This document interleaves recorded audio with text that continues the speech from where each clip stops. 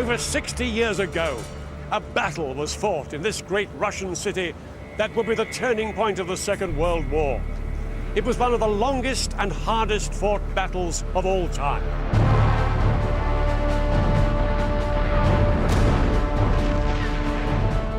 For 5 months, German and Soviet troops fought each other street by street, building by building, and room by room.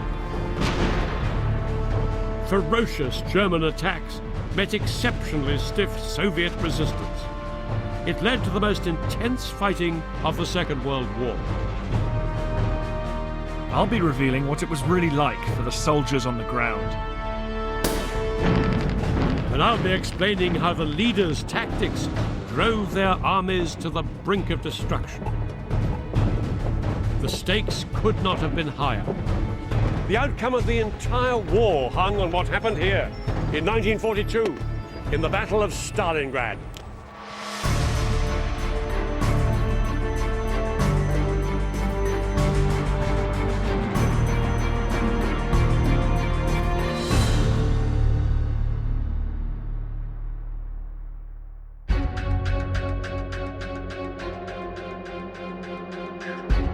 In the summer of 1941, the world was at war. Adolf Hitler's ruthless ambition and overwhelming military strength made Nazi Germany seem unstoppable. Hitler was at the peak of his power. He and his allies dominated Europe and North Africa. He'd seized France, the Netherlands, most of Scandinavia and Eastern Europe. And then he launched the biggest invasion force in history, more than 3 million men, at the Soviet Union. He was determined to destroy communism and expand his empire still further. By the spring of 1942, after 9 months of fighting, the Germans had pressed deep into Soviet territory, but failed to secure complete victory.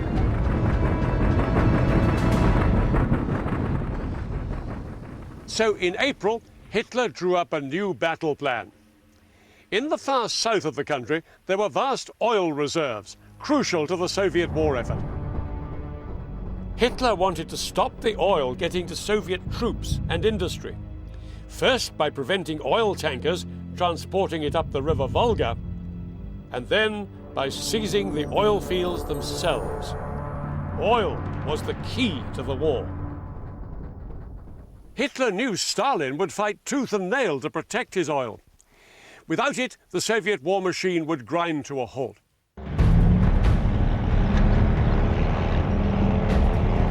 In May 1942, Hitler put his plan into action. He sent 2 million men, nearly 2/3 of all his troops in the Soviet Union, through the Russian steppe towards the oil fields.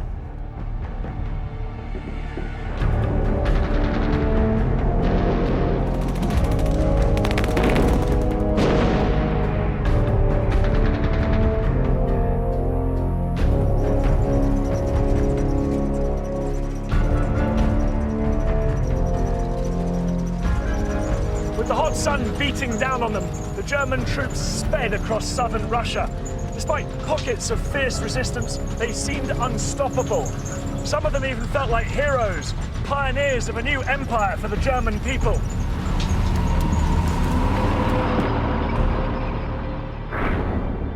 What great spaces the Soviets occupy.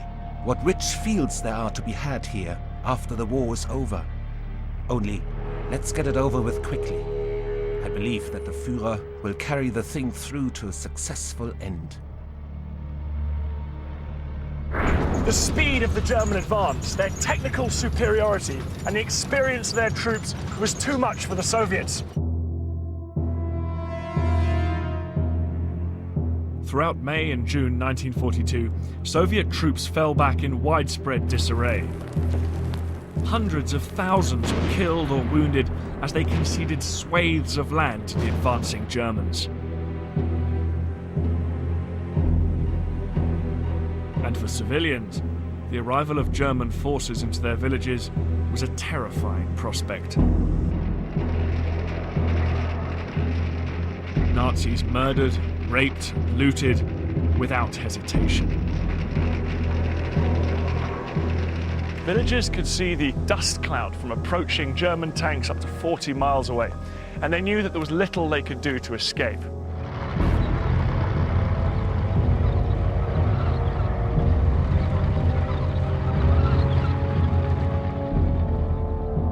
Some were rounded up and transported to prison camps. Others were killed on the spot and their bodies discarded.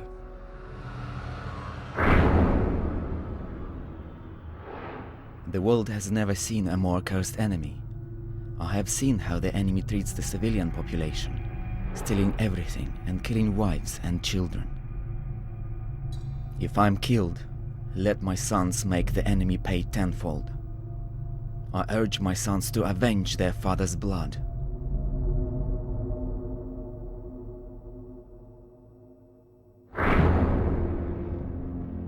Throughout June and July 1942, Hitler's generals reported German victories ever deeper into southern Russia.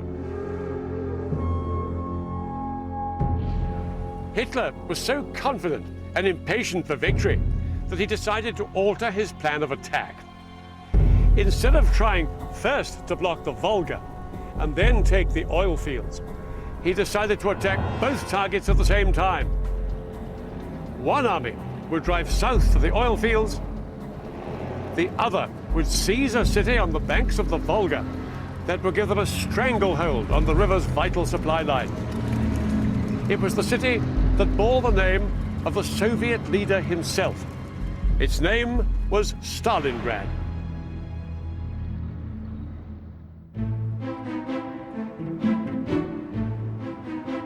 Stalingrad was one of the most vibrant cities in southern Russia.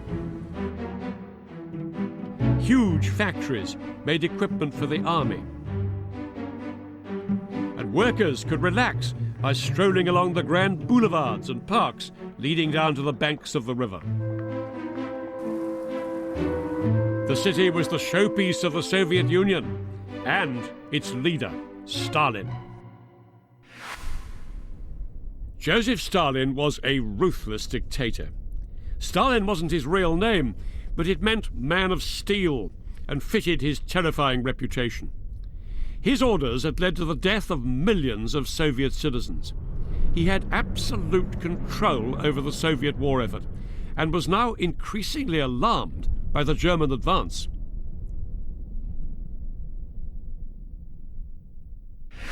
Faced with a threat to his oil fields and to the city of Stalingrad, Stalin decided to take desperate measures to stiffen Soviet resistance. In July 1942, his order went out. From now on, there would be no step backwards. Surrender or retreat would not be tolerated. Deserters and cowards would be shot. Throughout Stalingrad, over 750,000 people were told to get ready for war on their doorstep. Anti-aircraft guns were placed on the high ground, and the civilians helped the military in the desperate attempt to prepare the city's defences.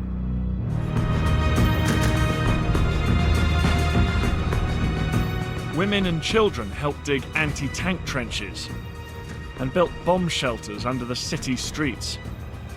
Soviet soldiers began to surround the city, and brutal anti-German propaganda filled the newspapers. One very famous piece of Soviet propaganda was published in the form of a poem. It urged Soviet troops to kill Germans.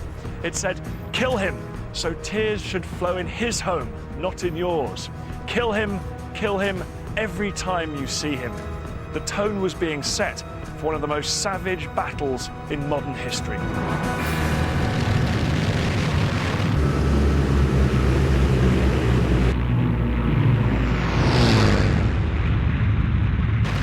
On the 23rd of August 1942, aircraft of the German Luftwaffe began a colossal aerial assault on Stalin's city.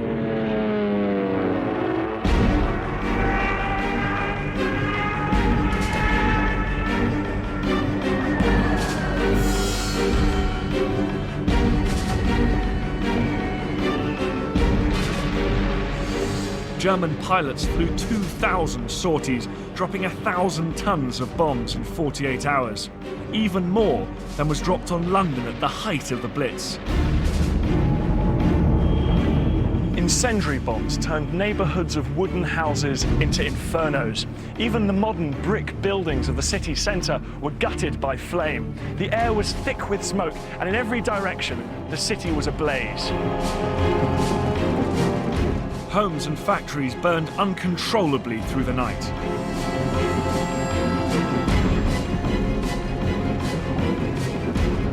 Bombs hit fuel storage tanks on the riverbank, unleashing torrents of burning oil onto the water. A column of black smoke rose over 3.5 kilometers into the sky.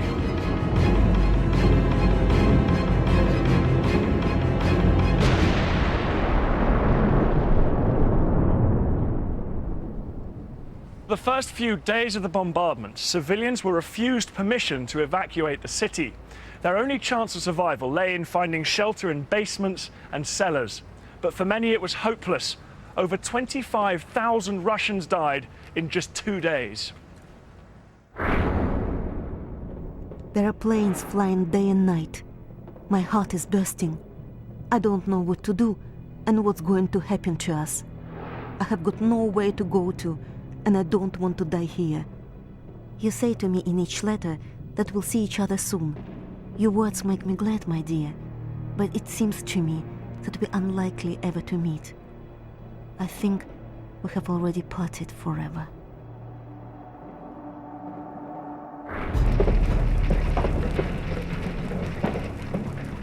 Stalingrad was all but destroyed. Its elegant avenues and grand buildings had been bombed to ruins. But the fight for Stalingrad was only just beginning. It was about to enter a new and even more deadly phase.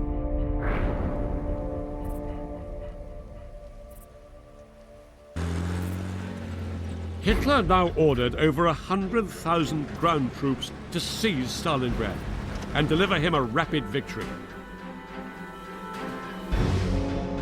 The task was given to the men of the 6th Army. It was Hitler's most powerful and best equipped force. They'd stormed through Poland, France and the Ukraine and never known defeat. Their commander was General Friedrich Paulus. He was a fine strategic planner, but not an inspiring leader. Above all else, he was totally loyal to Hitler.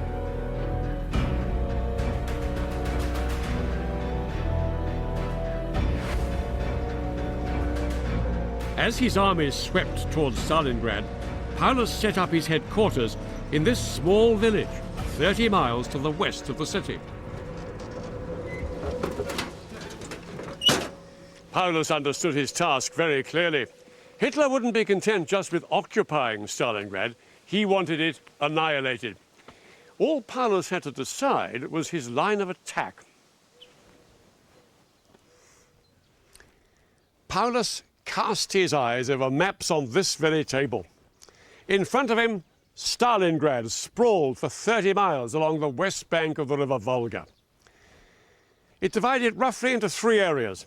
A factory zone in the north here, a civic centre here, and residential suburbs further south. The Germans, shown here in blue, had reached the Volga to the north and to the south of the city.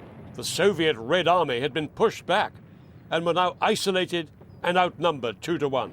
With the river at their backs, the Soviets were now entirely